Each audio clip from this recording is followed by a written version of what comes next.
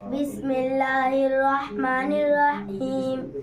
آج کا سبق نماز کے رکوع سجدے کا بیان۔ سوال نمبر 1، رکوع کی ادنیٰ مقدار کیا ہے؟ جواب نمبر 1، رکوع کی ادنیٰ مقدار اس قدر جھکنا ہے کہ ہاتھ گھٹنوں تک پہنچ جائے۔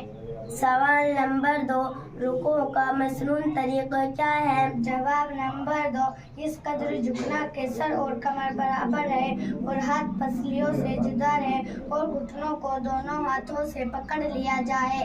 سوال نمبر 3، اگر بڑھاپے کی وجہ سے اس قدر کمر جھک جائے یا کوئی اتنا کپڑا ہو کہ رکوع کی شکل بن جائے تو رکوع کس طرح کرے؟ جواب نمبر 3، سر سے اشارہ کر لے، یعنی صرف سر کو جھکا دینے سے اس کا رکوع ادا ہو جائے گا۔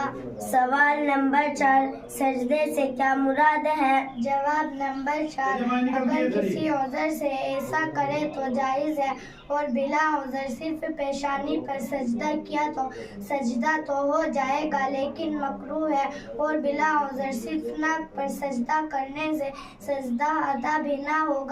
سوال نمبر 5، اگر صرف ناک یا پیشانی پر سجدہ کرے تو سجدہ ادا ہوگا یا نہیں؟ جواب نمبر 5، اگر کسی عذر سے ایسا کرے تو جائز ہے اور بلا عذر صرف پیشانی پر سجدہ کیا تو سجدہ تو ہو جائے گا لیکن مکروہ ہے، اور بلا عذر صرف ناک پر سجدہ کرنے سے سجدہ ادا بھی نہ ہوگا۔ سوال نمبر 6، ہر رکعت میں ایک سجدہ فرض ہے یا دونوں؟ جواب نمبر 6، دونوں سجدے فرض ہے۔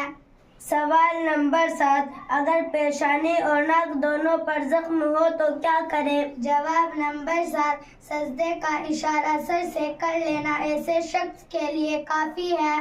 سوال نمبر 8، پہلے سجدے کے بعد کس قدر ٹھہر کر دوسرا سجدہ کرے؟ جواب نمبر 8، اچھی طرح بیٹھ جائے پھر دوسرا سجدہ کرے۔